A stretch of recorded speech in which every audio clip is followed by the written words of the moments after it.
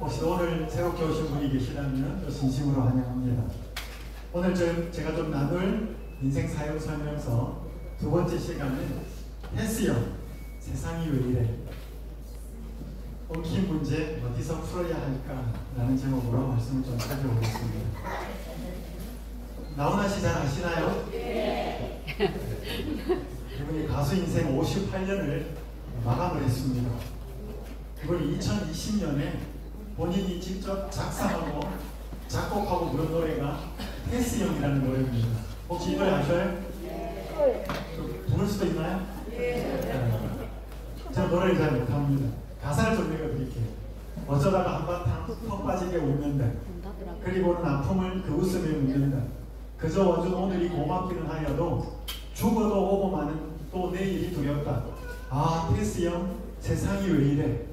이거는 제 설교 제목이에요. 노란 부분이 왜 이렇게 힘들어? 여러분, 세상 사는 게 힘들어요? 쉬워요? 힘들어요, 그죠? 힘듭니다. 여기 보니까 헬스형, 소크라테스형 사랑은 또 왜 이래? 여러분, 사랑이 쉬워요? 어려워요? 어려워요. 여기 보니까 밑에 보면 뭐 다 읽지 않겠습니다. 헬스형 아프다. 세상이 눈물 많은 나에게 많은 사람들이 상처 주고 상처받고 그렇게 아프게 살아요. 헬스형, 소크라테스형 세월은 또 왜 저래? 여기 헬스형은, 헬스라는 이 약칭은 소크라테스라는 말입니다. 들어보셨나요? 소크라테스? 철학자예요. 여러분, 철학자한테 왜 이렇게 힘든지, 사랑은 왜 이렇게 잘 안 되는지, 세월이 왜 이렇게 숭악하고 안 좋은지 물으면 답이 나올까요? 어떻게 생각하셔요? 여러분, 이게 한 부부입니다. 일본 사람인데, 오토라는 사람과 유미라는 사람인데 20년 넘게 살았어요. 근데 이 두 사람이 약 20년 동안 대화를 안 했습니다. 그래서 이 자식을 셋 낳았는데 위가 딸 둘이고 밑이 아들인데 18살 된 아들이 우리 엄마 아빠가 저렇게 말을 안 하다가 결국 이혼할 것 같다고 좀 걱정이 되어서 한 일본 TV 방송국에 요청을 해가지고 우리 엄마 아빠 대화 좀 하게 해주세요. 그래서 방송국에서 이 두 사람을 어디로 불러내는가 하면 이 두 사람이 처음 만났던 공원으로 불러냅니다. 그래서 계속 말을 시켜요. 그랬더니 굉장히 쑥스러워하면서 남편이 말을 시작합니다. 나중에 자취수정을 알고 보니까 아내가 두 번째 딸을 낳았어요. 너무 힘들고 해서 첫째 딸, 두 번째 딸 아이들한테 신경을 쓰다고 남편한테 거의 이렇게 신경을 못 썼어요. 그랬더니 남편이 삐쳐가지고 말을 안 했어요. 몇 년 동안? 20년. 거의 20년 동안. 그럼 사랑이 왜 이래요? 이게 정상적인 사랑은 아니잖아요. 이게 어제 기사입니다. 교제 여성을 살해해서 김치 냉장고에 1년간 끊입니다. 이게 어제 기사예요. 어제 이것을 살폈습니다. 그죠? 전도서 3장 11절 하나님이 모든 것을 지으시되 때를 따라 어떻게 하셨고? 아름답게 하셨고. 아까 같이 20년 동안 삐쳐가지고 말 안 하는 사람, 자기 살자고 남을 죽이는 세상의 사람, 이건 아름다운 게 아니잖아요. 뭐가 문제일까? 오늘은 이런 문제를 알아야, 근본 문제가 뭔지를 알아야 답을 찾을 수 있습니다. 문제를 잘 모르면 답을 엉뚱한 데서 찾게 되어 있습니다. 자, 어제 제가 창세기 3장, 창세기 1장을 가지고 이야기했습니다. 여기 두 번째 부분이죠. 사람들에게는 영원을 사모하는 마음을 주셨느니라. 그래서 오늘 우리의 마음에는 영원이 담겨지도록 하나님이 만들었다. 그거 어제 말씀드렸습니다. 그죠? 그래서 돈이나 명예나 인기나 어떤 것도 영원한 것이 아니기 때문에 사람이 잠시는 만족이 있을지라도 시간이 지나면 또 허전하고 공허한 거예요. 어제 그거 말씀드렸습니다. 자, 창세기 1장에서 하나님이 사람을 만들고 여호와 하나님이 동방에 에덴의 동산을 창설하시고 그 지으신 사람을 거기 두시니라 그랬습니다. 여러분 혹시 에덴이라는 단어를 들어보셨어요? 뭐 들어보신 분도 있고 못 들어보신 분도 괜찮습니다. 그 이름의 뜻이 뭐냐면 기쁨이라는 말이에요. 여러분, 제가 여기 운전해서 오다 보니까 하늘채, 또 뭐야? 뜰한채, 그거 아셔요? 뭔지? 아파트 이름이에요. 아파트를 잘 지어놓고 이름 멋지게 지어야 되잖아요. 사람들이 사는데 듣기도 좋고 부르기도 좋고 의미도 있고. 하나님이 사람을 창조하셔서 놓고 사람이 살아가는 그 거주지 이름을 뭐라고 지었냐면 에덴이다. 에덴 동산. 에덴의 뜻이 뭐냐면 기쁨이에요. 여러분 제가요 기쁨이라는 사람을 2명 알아요. 박기쁨, 유기쁨. 한 사람 남자고 한 사람 여자입니다. 부모가 자식을 낳아서 이름을 기쁨이라고 지었다면 무슨 의미일까요? 살면서 눈물 흘리고 슬프게 살지 말고 뭐하고 살아라? 기쁘게 살아라. 즐겁게 살아라. 행복하게 살아라. 그 부모 마음이 그 이름에 들어가 있어요. 하나님이 사람을 만들고 에덴 동산, 기쁨의 동산, 기쁨의 정원 그렇게 만든 것은 행복하고 기쁘게 살아라는 거예요. 근데 지금 세상은 그렇지 않아요. 자, 하나님이 세상에 사람을 두고 창조하신 다음에 3가지 선물을 줍니다. 그 첫 번째가 안식일임을, 두 번째가 노동을 하게 했습니다. 노동이 축복일까요? 요즘 같은 노동은 아니에요. 땀을 경작하게 했습니다. 세 번째 뭘 주는가 하면 결혼을 시킵니다. 가정을 주시지. 그래서 사람이 행복하려면 하나님하고의 관계가 올바라야 되고 그다음 하는 일이 있어야 돼요. 사람이 노는 것도 한두 달이지 계속 놀고서는 못 살아요. 세 번째는 사람과의 관계가 좋아야 돼. 하나님 관계가 바르고 하는 적절한 일이 있고 사람과의 가정은 그 시작이니까 관계가 사람들하고 좋으면 사람은 행복해요. 그래서 여러분들이 이걸 잘 기억하실 필요가 있습니다. 이걸 선물로 주신 다음에 하나님은 뭐라고 말씀하셨는가 하면 선악을 알게 하는 나무의 열매는 먹지 말라. 내가 먹는 날에는 반드시 뭐 하리라? 죽으리라. 이것은 뭔가 하면 하나님이 사람을 창조하시고 이 아름다운 선물들 가운데 살면서 법을 만드셨다는 거예요. 왜냐하면 법은 굉장히 중요한 거거든요. 여기 보시면 2019년도에 흥산이라고 하는 단체가 있어요. 거기에 투명사회운동보호윤리연구센터 하고 굉장히 깁니다. 여기에서 설문조사를 했어요. 학생들한테 물었습니다. 10억 원을 준다면 죄를 짓고 감옥에 들어가도 괜찮은가? 이렇게 물었어요. 초등학생들, 중학생들, 고등학생들한테. 여러분 이렇게 물어 뭐라 그러시래요? 10억을 주면 죄를 짓고 감옥에 들어가도 괜찮을까? 여러분 어떻게 생각하셔요? 그랬더니 질문을 했더니 초등학생은 23%가 오케이. 중학생은 42%가 오케이. 고등학생은 57%가 오케이. 이거 굉장히 심각한 거예요. 만약 돈 10억 원을 주면 죄를 짓고 적과자가 되어서 감옥에 들어가도 괜찮대. 고등학생은 57%. 요즘 학생들 무섭습니다. 그러니까 사람이 돈만 주어지고 원하는 목적이 이루어지면 법은 뭐 해도 된다? 어겨도 된다. 이게 요즘 굉장히 많은 보편적으로 이익이 되면 안 지키는 것도 지키고 지키는 것도 안 지키고. 여러분 이거 아시나요? 굉장히 유명한 의사소통 강사입니다. 자, 이분이 책을 하나 읽었어요. 최근에. 지금 사랑한다고 말하세요. 이 책 이분이요 되게 멋진 말을 했어요. 우리가 지킨 것만이 우리를 지켜줍니다. 그러니 당신의 삶이 지켜지기를 바란다면 뭔가를 지키시기 바랍니다. 우리가 뭘 잘 지키면 그게 우리한테 뭘 지켜준대. 여러분 약속 잘 지켜야 돼. 약속 잘 지켜야 돼. 교통법규 잘 지켜야 돼. 여러분 교통법규를 잘 지키면 교통법규가 우리를 지켜줘요. 빨간 불 때 건너가고 빨간 불 들어가면 안 돼. 빨간 불 때 서고 파란 불 때 건너가면 차도 뭐해? 빨간 불이면 서고. 그러니까 서로 지키면 그 법이 지켜줘요. 여러분 가족 잘 지켜야 돼요. 가족을 잘 지키면 우리가 그 가족을 잘 지키면 가족 중에 누구는 우리가 힘들 때 우리를 지켜줘요. 그래서 뭔가 소중한 걸 잘 지켜야 돼. 근데 우리가 뭐를 잘 지켜야 되는가 하면 하나님이 만드신 법이 있어요. 그게 인생 사용 설명서예요. 그 법을 잘 지키면 그 하나님의 법이 우리를 지켜줘요. 여기 보시면 성경 요한일서 4장 16절에 하나님은 뭐라? 사랑이죠. 굉장히 중요한 단어예요. 여러분 왜냐하면 하나님이 사람을 왜 창조했는가 하면 사람은 혼자 존재할 수 없어요. 사람을 하면 반드시 대상이 있기를 바라요. 그래서 하나님이 사람을 창조하신 거예요. 왜? 하나님은 사랑이시기 때문에. 사람은 반드시 대상자를 원해요. 사람하면 배우자가 있으면 좋겠고, 그럼 결혼하면 자식이 있으면 좋겠고, 그 사랑은 그 결과물이에요.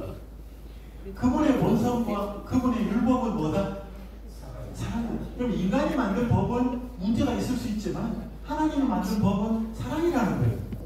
사랑의 율법은 하나님의 정부의 기초인 거예요. 모든 지성적 존재의 행복은 그들이 이 의에 대해 원칙과 완전히 일치함에 달려있다. 그래서 하나님은 사람을 창조하신 다음에 안식일과 일과 결혼, 가정을 선물로 주시면서 그 세 가지가 하나님이 주신 법 위에 기초를 두고 생활하도록 축복을 주셨습니다. 근데 그 법을 깬 존재가 있었어요. 처음에 아주 오래 인간이 창조되기 전에. 그래서 이게 성경 이사야서라는 책 14장에 보면 너 아침의 아들 계명성이여 그랬습니다. 여기 계명성이라는 말은 빛을 가진 자, 굉장히 아름다운 이름이에요. 그리고 여기 형광등이 있는데, 형광등 많은데 이 형광등의 밝기를 나타내는 단어가 있어요. 뭐 이런 거 모르실 수 있는데 이게 몇 룩스짜리 이런 말 들어보셨어요? 룩스라는 말이 라틴어로 빛이라는 말입니다. 그래서 이 빛을 가진 자, 계명성이라는 뜻을 뭐 이런 건 모르셔도 되는데 옛날에 한 성경 라틴어 불가타역이라고 하는 그 성경에서는 이 이름을 뭘로 번역했냐면 루시퍼라는 말로 번역했습니다. 꼭 들어보셨나요? 안 들어도 상관없습니다. 루시퍼라는 말이 룩스가 같이 빛이고 루시퍼라는 뜻은 빛을 가진 자라는 뜻이 굉장히 아름다운 이름입니다. 천사예요. 하나님 만드신 천사입니다. 굉장히 아름다운 이름인데 여기 보니까 이 존재가 문제가 생겼다는 걸 설명해요. 어찌 그리 하늘에서 떨어져서 이 이미지를 한번 제가 읽을 테니까 들어보셔요. 너 열국을 엎은 자여 어찌 그리 땅에 찍혔는고 내가 내 마음에 이르기를 내가 하늘에 올라 하나님의 묵별 위에 내 자리를 높이리라. 내가 북극 지폐의 산 위에 앉으리라. 내가 가장 높은 구름에 올라가 내가 지극히 높은 이와 같아지리라 하더라. 그럼 이미지가 어때요? 굉장히 높아지려고 하는 거죠. 여기 나, 내라는 말이 두 구절에 5번이 나옵니다. 이 아름다운 천사 계명성 루시퍼가 하나님과 똑같아지고 싶어서 하나님의 법을 어겨요. 그래서 이 계명성이라는 단어가 아까 말대로 빛을 가진 자라는 뜻인데 이 존재가 사탄이 됩니다. 그럼 사탄이라고 들어보셨어요? 사탄이라는 의미의 뜻은 뭐냐면 대적하는 자, 고소하는 자, 유혹하는 자, 속이는 자 그런 뜻이에요. 이 존재가 하나님의 법을 깨고 사람에게 하나님의 법을 깨도록 지키지 못하도록 유혹합니다. 여러분 여기 어디냐면 제가 원주에서 왔다고 그랬잖아요. 제가 있는 곳, 제가 일하는 곳에 산도 있고 계곡도 있어요. 나중에 시간 되시면 한번 놀러 오셔야 참 좋아요. 계곡이 이렇게 흘러가는데 여기 물을 누가 만들었는가? 물 하나님이 만들었어요. 어제 하나님 만든 빛, 뭐 여러 가지 몇 가지 이야기했는데 그래서 만약에 뭐 물이 하나님이 만들었는지 모르겠지만 물을 만약에 하나님이 만들었다고 하면 어제 살펴본 대로 로마서 1장 20절에 보면 하나님이 뭘 만들었다면 거기 두 가지가 나타난다고 했죠. 하나님의 능력하고 하나님의 마음이 나타난다고 했습니다. 그럼 물도 하나님이 만들기 때문에 물을 자세히 살펴보면 이게 능력이 나타나요. 그리고 하나님 마음도 나타나요. 여러분 물은요 계곡에 가보셨죠? 올여름에 많이 떠오셨는데 계곡에 한번 가셨나요? 안 가셨어요? 여러분 물은 외부적인 힘이 가해지지 않으면 어디서 어디로 흘러요? 위에서 아래로 흘러요. 높은 곳에서 낮은 곳으로 흘러요. 근데 외부적인 힘이 가하면 낮은 데서 높은 곳으로 물이 가요. 여러분 우리가 분수 같은 거 보잖아요. 전기를 가하면 분수는 밑에서 올라갑니다. 근데 자연적으로 나와주면 밑에서 물로는 안 가요. 그러니까 위에서 아래로 흐르는 것이 물인 것처럼 물을 만드신 하나님의 속성은 언제나 낮은 곳으로 가요. 그런데 요즘 세상은 낮은 곳으로 가려고 그래요? 높은 곳으로 가려고 그래요? 높은 곳으로 가려고 하기 때문에 이 세상이 굉장히 많은 문제가 생겨요. 이게 정상적인 세상이 아니라는 거예요. 나 낮은 데 가고 싶어. 이런 사람 못 써요. 예수님을 제대로 믿어서 거듭나지 않는 사람 외에는 불가능합니다. 그래서 여러분 여기 성경에 보면 제가 오늘 예수님 오신 이야기를 할 텐데 그리스도께서 당신 자신에 대하여 인자가 온 것은 인자는 예수님이 자기를 가리킬 때 쓰는 표현이에요. 여러분 사극 보시면 임금이 지임이 오늘은 아프다. 그 지임은 뭐예요? 임금이 자기를 가리킬 때 쓰는 표현이에요. 그것처럼 인자는 예수님이 자기를 가리킬 때 쓰는 표현이에요. 인자가 온 것은 다른 말로 내가 온 것은 섬김을 받으려 함이 아니라 도리어 섬기려 함이라고 말씀하셨다. 예수님이 왜 오셨는지 오늘 뒷부분에 말씀드리겠습니다. 빠르게 다 읽겠습니다. 시작. 이것이 그분이 이 지상에 계실 때에 하시던 일이 동시에 하늘에서의 그분의 일이다. 우와, 이거 대단한 말이에요. 여러분, 예수님 이 땅에 섬기러 오셨어요. 그래서 제자들 발도시키고 굉장히 사람들을 섬기셨는데 그분이 이 땅에 오기 전에는 하나님이에요. 창조주 하나님. 근데 그분이 하늘에서도 뭐 하셨다 그래요? 섬기셨다. 약간 질문을 드릴게요. 섬기는 자가 높아요? 섬김을 받는 자가 높아요? 세상 보니까 어때요? 받는 자가 높아요. 그중 사장님, 뭐 장관, 밑에 직급이 낮은 사람이 섬겨요. 근데 하나님 나라의 법칙은 섬기는 자가 높아요? 섬김을 받는 자가 높아요? 이 최고 높은 분이 뭐 하신 거예요? 섬긴 거예요.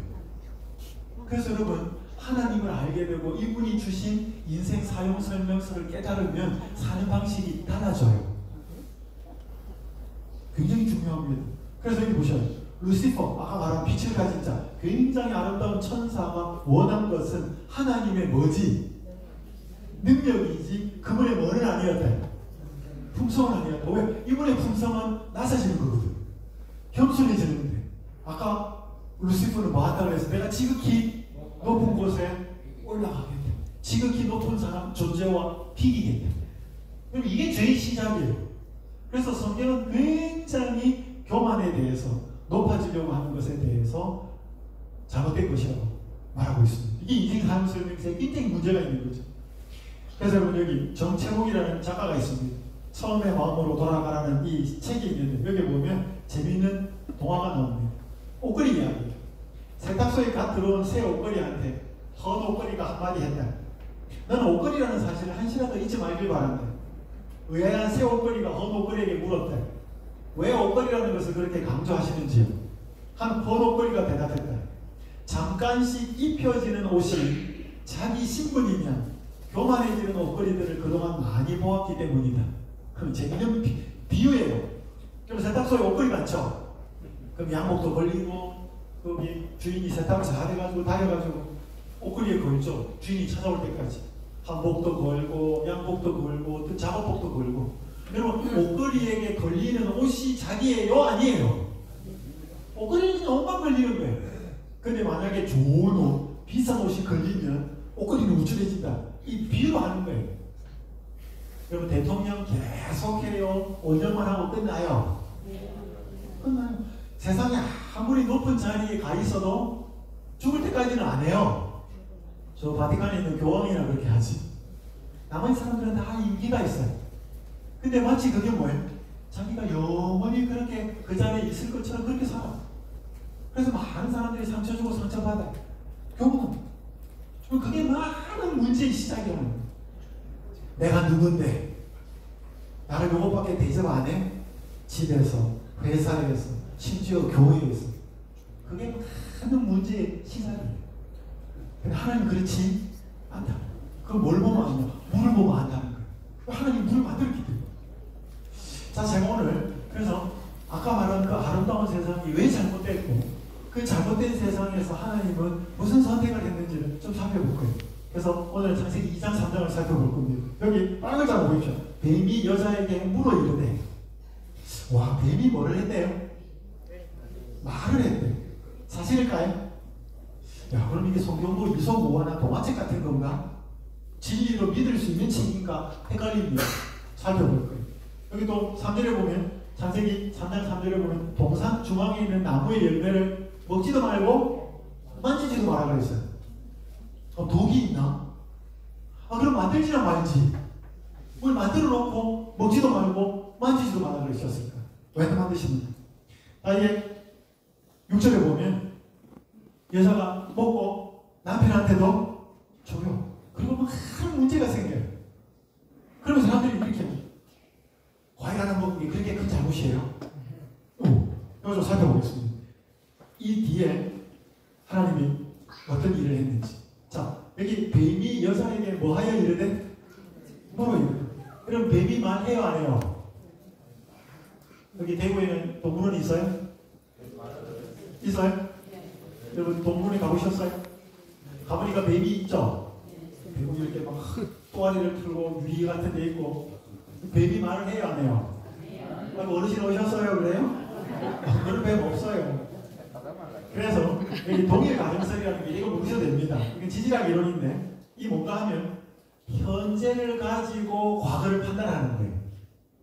그러니까 현재 뱀이 말을 안 했으면 안 하면 과거의 뱀도 말을 안 했다. 이렇게 현재를 가지고 과거를 판단하는 거예요. 그러니까 아무리 봐도 현재의 뱀이 말을 안 하니 뱀이 말을 했다는 성경은 거짓말이다. 혹은 우화 같은 책이다. 이렇게 보는 거예요. 자, 근데 보니까 아까 제가 살펴봤죠. 에덴 동산에 뱀이 있기 전부터 이미 타락한 천사들이 존재하고 있었다는 거. 아까 루시퍼. 그 존재는 사람보다 훨씬 탁월하게 지어진 존재예요. 영적인 존재고 사람이나 사물, 짐승이나 들어가서 말을 할 수 있었다는 거죠. 여러분 귀신 들린 사람 보셨어요? 안 보셨어요? 여러분 혹시 무당이 구슬하다가 막 이렇게 하다가 무당 목소리가 바뀌는 거 보셨어요? 저 봤어요. 저는 귀신 들린 사람도 봤어요. 한국에서는 아니고 제가 남아공에 있을 때 봤어요. 여기 예수님이 이 땅에 오셨을 때 거라사라는 곳으로 가셔서 도착을 했는데 귀신 들린 사람을 만나요. 대화를 합니다.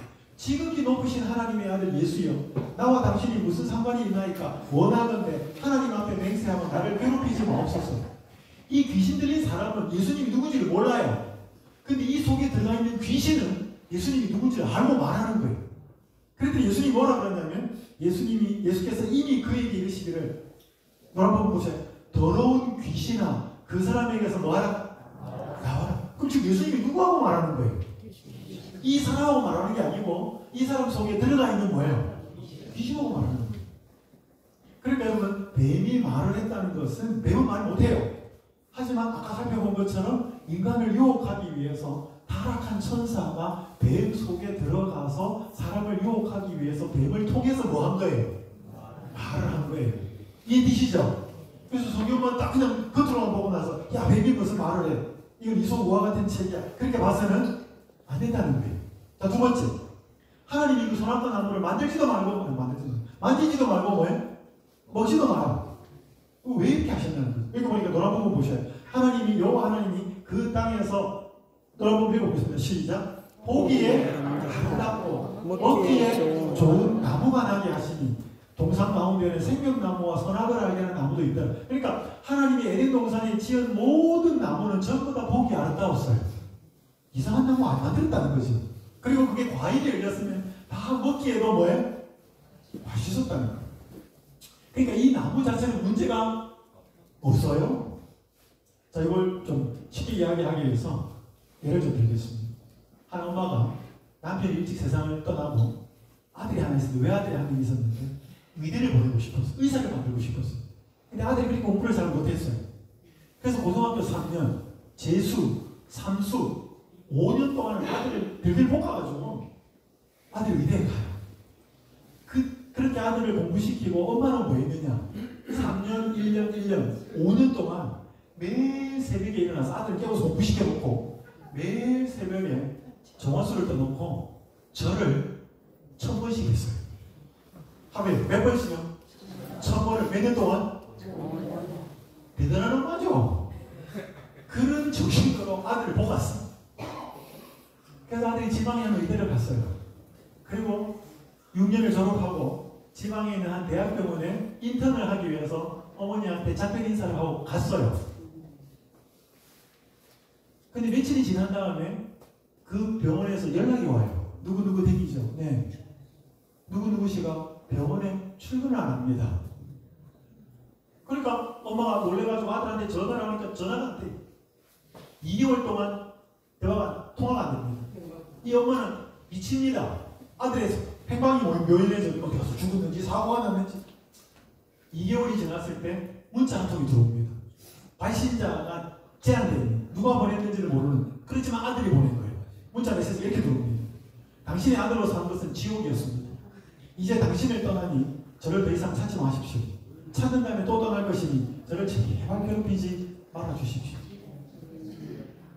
아들이 엄마 밑에서 용돈 받고 이렇게 생활한 거는 뭐예요? 힘이 없었을 때. 여러분, 이 아들이, 우리나라 말로 이런 말 있어요. 결과가 좋으면 다 좋다. 여러분, 이 아들이 의사 됐었고 엄마가 이렇게 극성을 해가지고 의사 만들었으니까 결과가 좋았잖아요. 그럼 아들이 행복했을까요? 행복해야 되는데. 의사가 되는 것은 엄마가 원하는 거지. 아들이 원하는 건 아니에요. 그러니까 아들은 자기 하고 싶은 거 못했다는 거죠. 엄마가 하라는 대로 하라는 거예요. 그래서 엄마하고 연을 끊어버렸어요. 여러분, 아들은 의사가 되었지만 행복하지 않았어요. 왜냐하면 그거는 본인의 선택이 아니었기 때문에. 여러분, 그래서 인생 삶 속에서 굉장히 중요한 겁니다. 자기 선택권 혹은 자기 결정권을 주는 게 진짜 사랑이에요. 여러분, 누구를 사랑하시면 손주를 사랑하거나 자녀를 사랑하거나 배우자를 사랑하거나 누군가를 사랑하면 그 사람이 자기가 결정하고 선택할 수 있도록 존중해 줘야 돼요. 그러나 요거 이렇게 잘못 선택해서 이렇게 선택하면 이런 문제가 생기고 잘못이 생긴다면 알려줘야 돼요. 무슨 문제가 생길지를 다 알려준 다음에 이렇게 하니까 요거보다는 여기 좋은데 선택은 네가 해. 이렇게 해야 돼. 요 선택을 했을 때 무슨 결과가 일어나는지를 모르고 엄마만 알고 있고 아버지만 알고 있으면 안 된다는 거죠. 여러분, 자기가 선택하지 않으면 거기는 사람을 못 느껴요. 여러분, 제가 열심히 아내가 이렇게 하면 제가 나 청소 한번 해야 되겠다. 그런 생각을 하고 있는데 청소기를 한번 돌리려고 그러는데 제 아내가 당신은 청소를 한번 안 하나? 여러분, 그 말 딱 들으면 어때? 내가 지금 청소하려고 그랬어. 근데 당신은 청소를 한번 안 해줘도 이 말 딱 들으면 어때요? 하고 싶을까요? 청소기 나와버릴까요? 그 다음 딱 하기 싫었죠. 지금 내가 뭐 하려고 했는데 청소하려고 했는데. 여러분, 사람은요 자기의 선택, 자기가 의지가 하려고 하는 것에 상처를 받고 강압이 되면 사람을 못 느껴요. 누가 이렇게 만들어놨어요? 하나님이 이렇게 만들어놨어요. 그래서 보셔, 하나님은 사람을 창조하신 후에 사람에게 그분을 선택하거나 거절할 수 있는 자유를 주셨습니다. 여러분, 하나님은 사람한테 너 내가 만들어도 되냐 물어볼 수가 없었어요. 없으니까. 내가 아까 말했잖아. 하나님은 사람을 왜 창조했는가 하면 하나님은 사랑이시기 때문에. 사람은 반드시 사랑하는 대상이 필요하기 때문에 창조를 했는데, 창조해놓고 하나님이 아름다운 세상을 만들어 놓고 그 하나님이 만든 법, 창조 질서를 따라갈 건지 말 건지는 인간에게 선택권을 주는 거예요. 그래서 동산에 생명나무와 선악을 알게 하는 나무를 만들고 이 과일 아무 문제 없어. 하지만 너 이거 먹지 마. 이걸 먹고 안 먹고는 너가 선택할 수 있어. 너가 먹지 않으면 내가 만든 이 창조 질서 속에 행복하게 살 것이지만 이걸 먹는다면 너는 내 창조의 세계와 법을 원하지 않는 것으로 알고 너는 흙으로 돌아가서 죽을 거예요. 이게 하나님의 명령이었습니다. 사람을 사랑하셔서 그가 스스로 선택할 수 있는 권한을 주셨다는 것을 의미하는 게 생명나무, 선악을 알게 하는 나무였습니다. 있어야 되었을까요? 없어도 되었을까요? 있어야 돼요. 여러분, 제가 표를 그려드렸습니다. 만약에 사람의 자기 선택권이 없으면 발전하지도 않고 타락하지도 않아. 어떻게 보면 로봇 같은 거예요. 성장도 안 하고 타락도 안 해요. 근데 자기 선택권을 주면 발전할 수 있어요. 왜? 자기 생각으로 잘 판단해가지고 결정하면 더 지혜로워질 수 있기 때문에. 근데 자기 선택권을 주어졌는데 잘못 사용하면 뭐 할 수도 있어요? 타락할 수도 있어요. 하나님은 이 위험을 감내하고 준 겁니다. 그래서 어떻게 선택권을 발휘하기로 했는가 하면 자기 선택권을 잘 활용해서 더 뭐 하도록? 발전하도록. 근데 인간은 어디를 선택해? 밑을 선택합니다. 그래서 여러분 여기 다 가정이 있을 거예요. 자, 인생 사연 속에서 한번 읽어보겠습니다. 시작. 사람은 스스로 결정하고 선택할 수 있을 때 행복을 느낍니다. 따라서 사랑하는 사람이 있다면 반드시 그 사람의 자기 선택권 혹은 자기 결정권을 존중해 주어야 합니다. 하나님이 우리의 자기 선택권을 존중해 주시듯이. 무슨 이해되나요?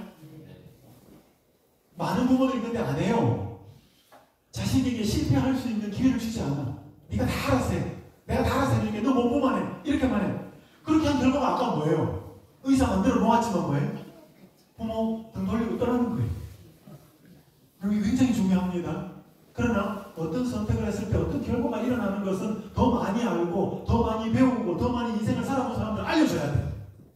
그렇지만 결정은 뭐예요? 당사자가 해야 돼요. 그럼 제가 아들이 이제 큰애가 28인데 이제 얘가 장가를 갔으면 좋겠는데 뭐 여자친구가 있었으면 좋겠는데 그래서 제가 알고 있는 목사님이나 뭐 장로님 중에 예쁜 이렇게 학생이 있거나 아가씨 있으면 제가 이렇게 한번 아들 누가 있다는데 소개를 시켜주고 싶어. 그 연락을 하면 뭐라 그러는지 아셔요? 제 아들은 말도 빨리도 안 해. 지금이 무슨 조선시대인가? 이건 그 한마디하고 끝내요. 그러니까 옛날에는 부모님이 맞아 매줘준 그런 사람하고 결혼했는데 손도 안 보고. 그리고 요즘 뭐예요? 그럼 나이 납니다. 자기가 선택해야 돼. 그럼 자기가 선택해서 사랑을 해야 그게 뭐 잠들 수도 있어요. 하지만 부모는 조언을 해줄 수 있지만 그 사람의 결정을 틀어쥐고 마음대로 하면 거기에 사랑을 못 느껴요. 사람은 그렇게 창조가 되었다 이 말이에요. 제 말 이해되시나요? 그래서 에덴 동산에 반드시 선악과 나무는 있어야 된다는 것입니다. 하나님이 사람을 로봇으로 만들지 않고 하나님을 선택할 수 있는 선택권이 사람에게 주어진 참으로 인격적인 존재로 만들어졌다는 것을 증명하는 나무가 선악과 나무다 이거죠. 자, 세 번째. 과일을 먹은 게 그렇게 큰 잘못이냐는 거죠. 여기 보세요. 4절. 뱀이 여자에게 이르되 너희가 결코 죽지 않냐리라. 이 사탄이 하는 말이에요. 너희가 그것을 먹는 날에 너희 눈이 뭐해서 밝아져서 하나님과 같이 되어 선악을 알 줄을 하나님이 아십니다. 이 말을 듣고 여자가 먹어요. 여기 보시죠. 이게 영화인데요. 이게 2004년에 나오죠. 이 영화를 저는 보지 않아요. 내 머릿속에 지옥이라는 영화인데 이게 주인공이 손혜진이하고 정우성이에요. 이 정우성이 이 손혜진을 좋아해가지고 소주를 한 잔 따라줘. 소주를 한 잔 따라서 탁자에 딱 놓으면서 이렇게 말해요. 이거 마시면 나하고 사귀는 거다. 우리 사귀는 거다. 이 말해요. 그러면 이 말 안 하고 소주 한 잔 따라주면 마시든지 안 마시든지 그 의미는 소주 한 잔 먹은 거 안 마신 거 그 뜻이에요. 근데 이 말을 하고 소주를 딱 줬어. 그때 소주를 마셨으면 소주 마신 게 끝이 아니고 무슨 뜻이에요? 사귀겠다는 거지. 근데 소주 안 마시면 사귀겠다는 거지. 맞아요? 소주를 마시는 것에 의미를 부여하잖아요. 여자가 하나님이 말한 대로 이유를 먹지 마라 그래서 안 먹다가 그냥 먹은 거는 하나님의 이유를 모르는 그 법에 대해서 어긴 거예요. 근데 사탄이 이거 먹으면 뭐예요? 눈이 밝아져서 하나님이 못 먹겠다? 그 말을 듣고 보니까 먹음직도 하고 보암직도 하고 탐스럽게 돼서 먹었어요. 그럼 왜 먹은 걸까요? 하나님과 같이 되고 싶어서 먹은 거예요. 맞아요? 그냥 소주를 먹은 거는 아무 말 안 하고 줄 때 소주를 마신 거는 그냥 소주 마신 거지만 이거 마시면 우리를 사귀는 거다라는 말 듣고 마시면 사귀겠다는 의도가 담겨 있는 거예요. 맞아요? 그러니까 사탄이 여자에게 유혹하는 말이 없을 때와 그 말을 했을 때 먹은 거는 다르다 이 말이에요. 그냥 과일 하나 먹은 문제가 아니라는 거예요. 하나님을 아까 말한 루시퍼가 지극히 높은 이와 같이 뭐 하겠다? 비기겠다. 높은 데 올라가겠다고 하는 그 정신으로 먹은 거예요. 루시퍼는 하나님이 주신 천사에게 주신 그 선택권을 스스로 잘못 사용한 거고 사람은 그 루시퍼, 사탄이 된 루시퍼의 유혹을 받아서 먹은 거예요. 자, 그 결과가 뭐냐? 여호와 하나님이 아담을 부르시며 그에게 이르시되 내가 어디 있느냐. 이건 장소를 몰라서 묻는 게 아니에요. 왜냐면 숨었거든. 아담이 이렇게 말합니다. 빨간 노란 부분 보셔야 돼요. 하나님이 주셔서 나와 함께 하신 여자, 그가 그 나무 열매를 내게 주므로 내가 먹었나이다. 누구 때문에 먹었다 그래? 여자 때문에 먹었다 그래. 하나님 여자에게 말합니다. 내가 어떻게 이렇게 했느냐. 여자가 이러되 뱀이 나를 꾀므로 내가 먹었나이다. 하나님, 에덴 동산에 동물들 만들고 짐승들 만들 때 뱀은 안 만드셨으면 안 됐습니까? 이게 인간의 모습이에요. 하나님의 법, 하나님의 명령을 어긴 결과 이기적으로 남 탓하면서 자기가 자기를 보호합니다. 여기 그림을 한번 보시죠. 누구 말이 맞아요? 누구 말이 맞아요? 왼편에 있는 사람은 이 숫자를 보고 6이라 그래요. 자, 오른편에 있는 사람은 이 숫자를 보고 9라 그래요. 누구 말이 맞아요? 둘 다 맞아요. 근데 싸워요. 제가 몇 년 전에 부부싸움한 부부로부터 30분을 간격을 두고 전화를 받았어요. 처음에 남자가 연락했어요. 남자 말 들으니까 다 맞아요. 30분 뒤에 여자가 전화했어요. 여성분 말을 들으니까 여성분도 다 맞아요. 근데 둘이는 화해가 안 돼요. 자, 여러분, 이 두 사람이 어떻게 하면 상대방이 이해가 될까요? 그죠?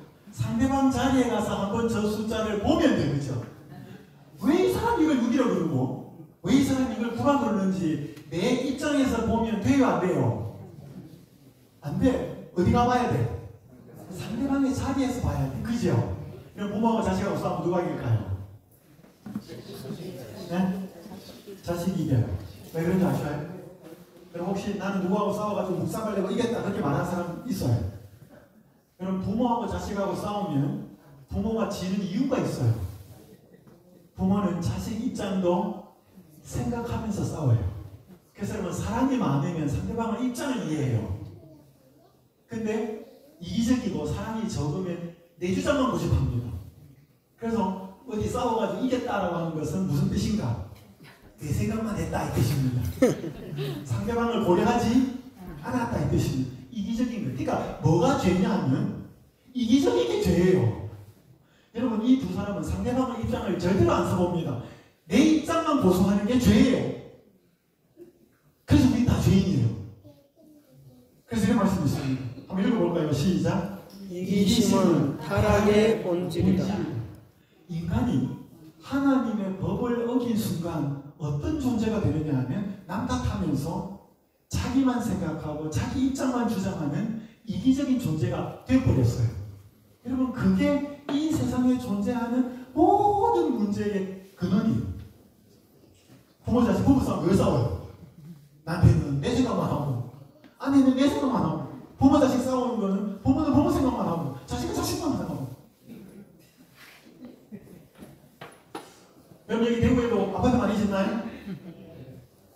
저는 아파트 짓는 공사장을 이렇게 운전해서 지나가다 보면 무슨 생각이 드냐면, 아파트 새로운 건축 현장을 볼 때마다 드는 생각은, 저 새 아파트가 지어지면 집 없는 사람들이 아파트 한 채씩 가질까? 이게 제 궁금증이에요. 어떠셔요? 그러면 집 많이 지어지면 집 없는 사람이 집 한 채씩 가져요? 있는 사람들이 더 가져요? 그래서 세상의 문제는 경제 문제가 아니에요. 그래서 대통령 정치 잘하는 사람은 경제를 살린다. 여러분, 경제가 문제가 아니고 사람의 마음에 있는 이기심이 문제예요.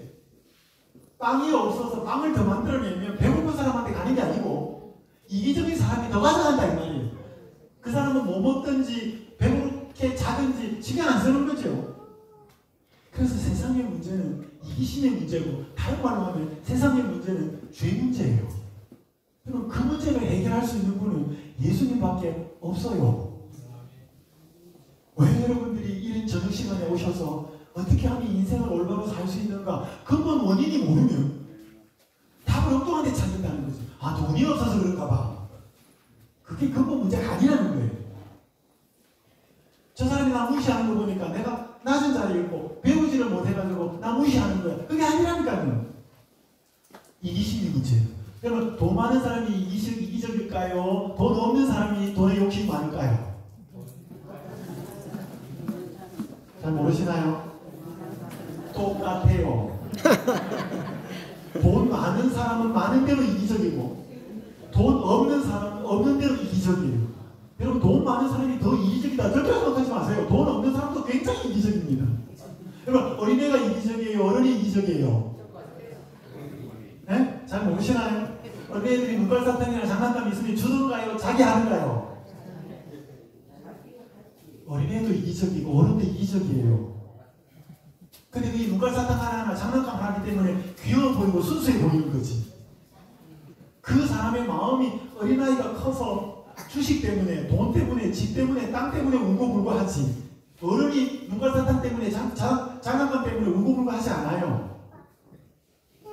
어린아이가 어른이 되면 갖고 노는 게 달라지지 이기적인 마음은 달라지지 않아요. 부자도 이기적이고 가난한 사람도 이기적이고 어린아이도 이기적이고 유치원생도 이기적이고 돌아가실 때가 다 된 할머니 할아버지도 이기적이에요. 그럼 그게 우리 근본 문제예요. 그래서 아까 이기심은 타락의 본질이래요. 여러분 집에 이런 거 하나씩 있으시나요? 멀티TV에요. 여기 휴대폰 충전기도 꽂고 드라이기도 꽂고 뭐 하죠. 근데 여러분 여기에 메인 전원에서 빠져버리면 어떻게 돼요? 그러니까 아무리 꽂아놔도 다 빠져버립니다. 아담은 어떤 존재인가? 아담은 하나님이라는 전원과 단절된 이 멀티탭 같은 존재예요. 그래서 여러분 사도행전 어제 살펴본 부분 17장 26절에 보면 인류의 모든 족속을 어떻게 만드사? 한 혈통으로 만드사. 한 사람에게서 모든 인류가 시작된 거예요. 저 한 혈통은 아담이에요. 저 아담이 하나님의 법을 어기면서 하나님과 단절이 된 거예요. 전원이 뽑혀버린 거지. 우리는 저기서 태어났어요. 그러니까 우리는 태어나면서부터 뭐예요? 하나님과 단절되어서 태어나요. 이걸 성경에서는 이 분리를 뭐라고 하냐면 죄라고 해요. 여기 보시면 이 꽃인데 이 금은초라는 꽃이 꽃도 하나님이 만들었거든요. 어제 제가 설명 많이 했잖아요. 근데 이 꽃이 잎이 지고 이 꽃 속에 있는 씨방이 드러나는데 씨방은 어떤 모양이냐면 이런 모양이에요. 해물 모양이에요. 더 적나라하게 드러나면 이렇게 돼요. 이 꽃이 말라서 시들면 이 꽃 속에 있는 씨방이 드러나서 해물 바가지가 됩니다. 이게 하나님이 만든 거예요. 하나님이 뭘 보여주길 원하실까요? 세월이 지나고 사람이 늙으면 죽음으로 간다는 사실을 보여주는 거예요. 그래서 이거 뭐예요? 너는 흙이니 흙으로 돌아갈 것입니다. 여러분 이렇게 이 삶 속에서 누구는 80 살았다, 누구는 100살 살았다, 누구는 잠수했다, 누구는 요절했다. 우리 이 세상에 태어난 순간부터 죽어가는 거예요. 이게 죽음이 아니거든요. 자, 이게 창세기 3장 19절인데 인간의 운명을 선고하기 전에 창세기 3장 15절에서 하나님이 인간을 회복할 수 있는 길을 먼저 만듭니다. 내가 너로 여자와 원수, 이 색깔을 보셔요. 내가 너로 여자와 원수가 되게 하고 뭐 이걸 다 설명할 시간은 없는데 내 후손도 너, 여기서 너는 뱀이 아니에요. 뱀 속에 들어가서 인간을 유혹한 사탄을 가리키고 여기 여자는 하와가 아니라 하나님의 백성, 교회를 가리킵니다. 내 후손은 사탄의 후손, 사탄의 백성을 가리키고 여자의 후손은 예수 그리스도를 가리킵니다. 예수 그리스도는 머리를 상하게 할 것이고 사탄의 후손은 예수님의 발꿈치를 상하게 할 것이라는 그 선악의 대쟁투의 운명이 선고됩니다. 그래서 한번 읽어보겠습니다. 사람이, 한번 읽겠습니다. 시작. 사람이 사탄의 유혹을 받아 잘못 선택함으로 영원히 죽게 되었을 때 하나님이 하신 선택은 그분이 사람을 대신해서 죽는 것이었대요. 왜요? 이게 사랑이거든요. 여러분 이게 십자가예요. 내일 좀 더 이야기하겠습니다. 여러분 역사에 있었던 실질적인 이야기를 하나 해드립니다. 이걸 누구냐면 미국에서 유명한 링컨 대통령이에요. 남북전쟁이 끝난 뒤에 며칠 뒤에 총이 왔어요. 워싱턴 DC에 있는 한 극장에 있어요. 다음날 세상을 떠납니다. 그러면서 경찰들이 조사를 해가지고 대통령 암살에 공모 가담한 7명을 잡아요. 총을 쏜 사람은 기병대의 추격에 의해서 잡으려다가 격렬하게 저항하는 바람에 사살합니다. 나머지 7명을 잡아가지고 이제 배우를 조사합니다. 그래서 그 중에 한 명이 메리 수라시라는 여성이, 나머지 6명은 남자입니다. 재판을 이제 하고 나가지고 4명을 교수님이 참습니다. 그리고 메리 수라도 죽어요. 그리고 3명은 평생 감옥에서 사는 종신형에 처합니다. 그래서 재판이 끝났어요. 이렇게. 1년 4개월이 지났는데 한 남자가 와서 자수를 합니다. 그 남자 이름은 메리 수라스의 아들 존 수라시. 이 사람이 여관을 했어요. 일단 이 무리들이 여관에 와서 방도 주십시오. 음식도 해주십시오. 근데 그 모임이 뭐냐면 대통령 암살을 기도하는 모임이에요. 계획하는 모임이에요. 그러니까 자기 아들이 젊은이들이 와 있으니까 뭐하나 하고 기웃기웃하다가 같이 가담을 해요. 그리고 대통령 암살이 있기 전에 자기 아들 존 수라스는 어디로 잠깐 가요. 그때 링컨 대통령이 저격이 일어나고 여기에 머물러서 회의를 하고 모임을 했기 때문에 경찰이 이 메리 수라스 참고인 자격으로 데려가서 묻고 조사를 합니다. 조사받다가 자기 아들이 대통령 암살에 공모를 했다는 걸 엄마가 알게 돼요. 그때부터 우기기 시작합니다. 내가 대통령 암살에 공모했습니다. 6명의 사람은 저 사람은 아무런 상관이 없습니다. 꾸덕꾸덕 우겨서 재판 결과 교수형에 처해 죽어요. 아들이 사실을 이렇게 합니다. 굉장히 죄책감을 가지고 고민하다가 1년 4개월에 와서 자수를 합니다. 경찰이 빨갛 뒤집히고 미국 전체가 빨갛 뒤집혀서 엉뚱한 사람을 죽인 거죠. 또 많은 사람들이 모여서 회의하고 발표합니다. 메리 수라시 아무런 죄 없다. 그런데 아들 존 수라시 대통령 암살에 공모했다. 그런데 그 사실을 엄마가 알고 아들이 잘못한 그 잘못을 자기가 다 치고 대신 죽었다. 우리가 실수했다. 제가 잘못한 거죠. 그래서 우리는 아들 존 수라시 잘못이 있고 죄가 있지만 엄마가 그를 대신하여 죽었기 때문에 우리는 아들을 무죄로 석방한다. 아들에게 죄를 다시 묻지 않는다. 이 미국에 있을 때 역사적인 사건입니다. 이 엄마는 누구 때문에 죽었어요? 왜요? 내 자식이라서. 내 자식이 죽는 거는 못 보겠다는 거죠. 여러분, 이런 일이 우리가 여러분과 제가 태어나기 전에 누구에게서 일어난 일인가 하면 예수님에게서 일어난 일이라는 거예요. 그래서 우리가 이분을 알고 살아가야 된다는 거예요.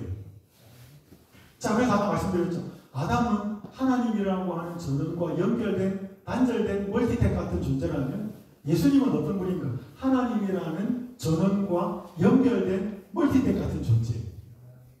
그래서 우리는 이제는 아담의 우선이 아니야. 우리는 여기 예수님에게 연결될 때 우리는 하나님에게로 자연스럽게 연결되는 거예요. 이걸 성경에서는 뭐라고 하냐면 구원이라고 그래요. 그래서 이 하나님으로부터 예수님으로부터 생명의 에너지를 내 마음속에 받아들이면 이기적이 아닌 다른 삶을 살게 된다는 거예요. 여러분, 이게 성경의 가장 중요한 이야기예요. 자, 또 하나 살펴볼 인생 상승에서 이겁니다.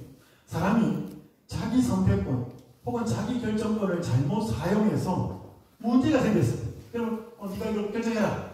부모가 그렇든지 선생님이 주든지 누군가 그럴 때 자기 선택권을 주어서 잘 사용하면 문제가 없는데 잘못 사용하면 어때요? 문제가 생기죠. 금전적인 문제도 생기고 데미지가 와요. 그럼 사람들은 대부분 비난합니다. 내가 그럴 줄 알았다. 너가 뭐 할 줄 알겠냐? 비난하고 정죄하고 심지어 무시하고 멸시하고 어떤 사람들은 버리고 떠납니다. 여기 보죠. 그를 비난하거나 멸시하지 않고 포기하거나 떠나지 않고 그가 회복할 수 있도록 끝까지 곁에서 도와줘야 합니다. 그러므로 참된 사랑에는 반드시 뭐가 따라요? 오래 참음. 오래 참음과 뭐가 따라요? 희생이 따릅니다. 하나님이 우리를 회복시키기 위해서 오래 참고 희생하듯이. 그러니까 여러분 사진 찍을 때 이거 이렇게 하세요. 이게 사랑이에요? 이거 사랑 아니에요. 이거 사랑이에요. 성경 고린도전서 13장에 보면 사랑의 특징이 15가지 나옵니다. 그리고 그 첫 번째 거는 사랑 오래 참고 이렇게. 그래서 내 자식이, 내 사랑하는 사람이 망가지고 그런데 나는 그걸 끝까지 붙들어야 돼요. 얼마나 속이 뒤집어져요. 내 시간, 내 노력, 내 애정 그것들을 끝까지 그 곁에서 떠나지 않고 그를 회복시켜 주기 위해서 오래 참아야 되고 희생해야 되고 애를 써야 되고, 그리고 그게 사랑이에요. 그렇기 때문에 사랑은 아픈 거예요. 근데 사람들이 웃으면서 이게 사랑이에요. 그게 아니에요. 진짜 사랑은 떠나보낼 수가 없고, 그 고통스러운 현장에서 같이 들어가서 같이 고통당하며 그 잘못되고 망가진 사람을 회복시키기 위해서 몸부림치는 과정이 포함돼야 돼요. 그럼 그게 사랑이에요. 그런 사랑이 뭔지를 모르면 사랑이라는 말을 쉽게 할 수 없어요. 그럼 사랑은 눈물의 씨앗이에요. 사랑이 뭔지를 알려면 사랑의 근원이신 하나님 속을 들여다봐야 돼요. 저는 잘못했을 때 배신 때리고 가지 않고 끝까지 남아서 친절하고, 여러분 그런 사랑을, 그게 드라마 나오고 그게 영화 만들잖아요. 남들은 다 버리고 가지만 누구는 끝까지 붙어서 감동 주고 눈물 찡하게 하고 뭐 그런 거 있다. 그러면 영화 만들고 드라마 나오는 거예요. 여러분 그 사랑의 근원은 전부 어디에 있는가? 이 하나님의 사랑에 있는 거죠. 제가 한 이야기만 드리고 마무리하겠습니다. 어제 제 얘기 잠깐 했습니다. 제가 공학을 공부했는데, 제가 기계공학 공부하고 신학 공부해서 제가 목사가 됐는데, 제 아버지가 철도 기관사였어요. 그래서 저는 경산에서 태어났어요. 그래서 제가 반영을 국민학교 2학년까지 다녔어요. 그래서 제가 부산으로, 저희 아버지가 발령이 나는 바람에 저는 부산으로 갔습니다. 근데 저희 아버지가 건강하지 않았어요. 저희 아버지가 병이 들었어요. 병원에 7년 동안 입원해 계시다가 돌아가셨어요. 제 중학교 2학년 때 15살. 그러니까 저희 어머니는 뭐 하셨냐? 3남매 저보다 한 살 많고 제 밑에 여동생이 7살이 적어요. 이게 3남매를 먹여 살려야 되니까 저희 어머니가 시장에 노점에서 양말 장사를 하셨어요. 양말을 이렇게 사와가지고 양말을 팔아요. 근데 정보가 없으니까 시장에서 참 많은 멸시와 무시를 받았어요. 근데 그게 자녀가 어리니까 어디 말을 못하죠. 그래서 저희 어머니는 속에 탁탁한 그게 있으면 혼자 일기를 쓰셨어요. 그래서 제가 그때 중학교 다닐 때 어머니가 장사를 하시니까 제가 식순이었습니다. 청소하고 빨래하고 이게 제 담당이에요. 오늘 집에 청소를 하는데 저 구석에 와이셔츠 박스가 있었어요. 어머니 일기를 쓴 거 담아두는 거예요. 그날 그게 굉장히 보고 싶었어요. 그럼 다른 사람 일기 보면 돼요, 안 돼요? 어디서요? 근데 저 어머니 속에 있는 마음을 좀 알고 싶어서 보기 시작했습니다. 몇 번이 됐어요. 제가 그거 읽으면서 너무너무 충격받았습니다. 뭐 여러 가지 글이 있어요. 저희 어머니가 장로교를 다니셨는데 그때 장로교를 못 다니셨어요. 왜 먹고 살아야 되니까. 일요일도 장사해야 되니까. 하나님에다 원망의 글. 하나님, 당신이 살아계시면 어떻게 이렇게 연약한 딸에게 이렇게 힘들고 고통스러운 삶을 허락하십니까? 뭐 이런 거. 먼저 돌아가신 아버지에 대한 원망의 글. 여보, 이 3남매 나 혼자 어떻게 키우라고 그렇게 속절없이 당신 먼저 가셨어. 원망스럽소이다. 뭐 그런 글들. 항상 일기가 끝날 때 보면 어머니가 어머니 자신에 대해서 다짐하는 거예요. 딸아, 애미야, 힘내. 너가 여기서 쓰러지면 이 3남매 누굴 믿고 사나. 너가 애미의 자리를 지켜야 이 아이들이 잘할 수 있어. 힘내. 그런 글들. 여러분 제가 그때 그 일기장 몇 시간 동안 읽고 얼마나 많이 울었는지 몰라요. 여러분 제가 그때 그 어머니 일기장 다 읽고 나서 딱 깨달은 한 문장. 어머니가 우리 3남매를 이렇게 사랑하실까. 여기 깨달아졌어요. 그래서 제가 살고 있는 동네에 꼭 새벽 5시에 쓰레기차가 왔어요. 새벽 종이 울려내 하면서 막 쓰레기 몇 단체 하고 막 이렇게 쓰레기. 그럼 그걸 갖고 가가지고 올려버려야 돼. 쓰레기차는 쭉 지나가고. 그래서 제가 한 방에 잤거든요. 근데 쓰레기차 오면 새벽 5시 어머니는 꼭 저를 깨웠어요. 제가 한 살 많은 형이 있는데 형은 안 가거든. 근데 제가 꼭 갔어요. 왜냐면 제가 안 가면 저 어머니가 가거든. 저 그것도 싫어. 네. 그러니까 제가 가면서 입이 대빨이 나와서 갔어요. 왜 나만 가야 되나? 근데요, 제가 이 일기장 보고 다음 날부터 어머니가 새벽 5시에 깨고 빨리 일어났어요. 그리고 정말 기쁘게 갔어요. 왜냐? 어머니가 그 시장에서 사람들한테 모욕을 받고 그렇게 수치와 그런 상황 속에서 우리 3남매를 위해서 수고하고 키우는 그 애씀에 비해서 새벽 5시에 찬바람 맞으면서 쓰레기 버려가는 건 아무것도 아니니까. 어머니 사랑이 깨달아지고 나서 제 인생이 바뀌었습니다. 제가 그 어머니 일기장을 보면서 저는 철이 들었어요. 그래서 저는 젊은 시절이 굉장히 행복했습니다. 가난했고 힘들었지만 저는 어머니가 저를 우리 삼남매를 그렇게 사랑한다는 걸 알고서 살았기 때문에 그래서 우리 어머니가 막 티티거리고 막 꾸지람하고 큰소리 치고 해도 저는 항상 어머니 일기장을 몰래 훔쳐보면서 어머니 속마음을 보고 살았습니다. 내가 겉으로는 저렇게 하지만 속으로는 뭐한다? 우리에 대해서 저렇게 사랑하고 있다. 여러분 저건 그걸 깨달았기 때문에 저는 딴짓을 할 수가 없었어요. 여러분 이런 일이 저한테 두 번 또 일어납니다. 제가 대학교 1학년 재림신자가 됐습니다. 어머니가 제가 고등학교 때 어머니하고 형 여동생이 먼저 재림신자가 됐어요. 근데 저는 그때 고등학생인데 제가 대학을 간다고 저는 그때 교회가 1순위가 아니었습니다. 시험 학력고사를 치고 성경 공부를 하기 시작했습니다. 제가 그때 두 가지가 확신하고 있었습니다. 첫 번째 하나님 살아계신다. 왜냐면 제가 장로교회 어릴 때 다녔습니다. 두 번째 성경은 진리이고 하나님 말씀이다. 이 두 가지는 확실히 생각이 있었습니다. 그래서 제가 성경 공부를 한 3개월 정도 했는데 질문 다 했어요. 왜 다른 사람들 일요일 교회 가는데 6일 토요일 예배를 드립니까? 부터 시작해가지고 뭐 예수님이 일이 왜 이렇게 깁니까?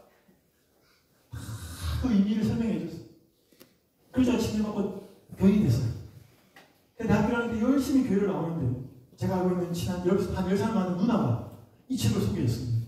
이게 성경을 풀어놓은 책인데 정말 좋은 책이다. 이거 꼭 읽어야 신앙을 잘할 수 있다. 제가 그 누나를 신뢰했어요. 읽어야 됩니까? 읽어야 됩니다.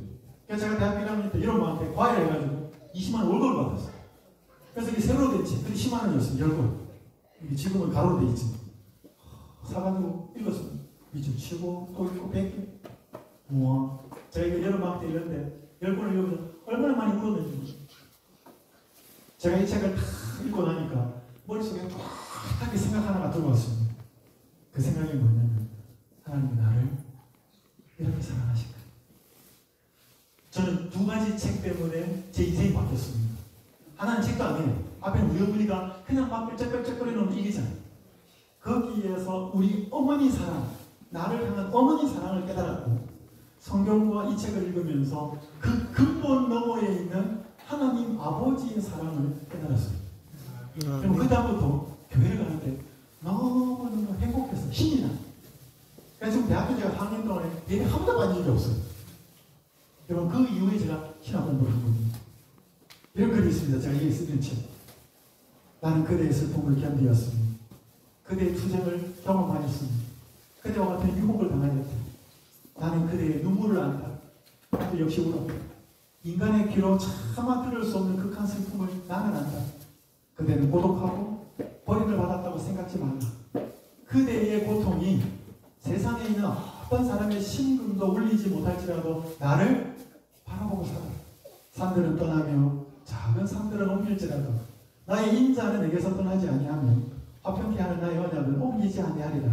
너를 긍휼히 여기는 여호와의 말이니라. 그럼 누가 이름을 이런 말 해줘요? 세상의 사람 다 떠나도 나는 또 떠나지 않는다. 여러분 그렇게 말해주는 사람이 있어야 힘을 얻고 살아요. 그런 사람이 우리의 배우자여야 하고 그런 사람이 우리의 가족이어야 하는데 요즘은 가족도 버리고 가요. 근데 다 떠나도 이분은 떠나지 않아요. 우리를 위해서 그렇게 희생한 분이기 때문에. 자, 그래서 제가 여기에 어르신들이 자주 오시라고 들었습니다. 우리 목사님하고 관계도 좋고. 그래서 오늘 우리가 인생 사명 설명서에 중요한 두 가지 사랑의 원칙을 배웠습니다. 우리가 진짜 사랑하는 사람이 있다면 뭘 줘야 된다? 그 선택의 결과까지를 다 알려준 다음에 그걸 누가 하도록 해야 된다? 본인이 하도록 해야 돼. 본인이 하도록. 그게 첫 번째예요. 예수님이 우리에게 자기 선택권을 주시듯이. 근데 잘 쓰면 좋은데 잘 못 쓸 수가 있어요. 그죠? 그럼 어떻게 해야 된다? 비난하거나 무시하거나 멸시하거나 하지 않고 내가 할 수 있는 최선을 다해서 내 돈이 들어가고 내 시간이 들어가고 내 희생이 들어가서 끝까지 그와 붙들고 있으면서 그 사람이 돌아오도록 회복시켜 주도록 오래 참고 희생하는 것이 같이 가요. 그게 사랑이 두 번째. 그게 지금 예수님이 우리를 위해서 하고 계시는 사랑이라는 거예요. 그래서 우리가 이걸 알면 그때 뭐예요? 진짜 그때 어머니가 선생님이 이렇게 하지 마라, 아버지 이렇게 하는 게 그게 부모님 자기 때문인 줄 알았는데 이게 진짜 나를 위해서 그렇게 하라고 하지 말라는구나. 그게 깨달아지면 그 다음부터 순종하는 거예요. 부모가 이렇게 하라. 이게 나를 위한 거지. 그게 하나님의 법이에요. 이기적으로 생각하면 그게 왜 우리 보고 이렇게 하라 그러지. 근데 그 의미를 깨닫고 나면 그게 진짜 나를 위한 사랑의 법이라는 것을 깨닫게 돼요. 그래서 우리가 그분을 선택하도록 되는 게 하나님의 뜻이에요. 그러니까 하나님 강제를 못해요. 사람은 절대 강제하면 안 되는 거기 때문에. 그래서 나는 내 환경의 산물이 아니라 내 선택의 산물이다. 우리는 지금까지 어떻게 되어온 걸 남을 원망할 필요가 없어요. 어쨌든 내가 선택한 거예요. 이거 한 읽고 마치겠습니다. 하나님께서는 우리의 동의 없이 우리의 정신을 지배하지 않으신다. 왜? 지배하면 강제거든요. 강제는 사랑이 아니에요. 그러나 각 사람은 자신이 어떤 능력으로 지배를 받을 것인지 선택할 자유가 있다. 여러분, 왜 사랑하면 약해지는가? 사랑하면 약자가 돼요. 그 사람을 좋아한다, 사랑한다 표현해 놓으면 그 사람이 요구하는 걸 가야 돼요. 아무리 타락하고 아무리 부도덕할지라도 그리스도 안에서 구원을 발견할 수 없는 사람은 없다. 여러분, 지금까지 어떻게 살아오셨든지 괜찮아요.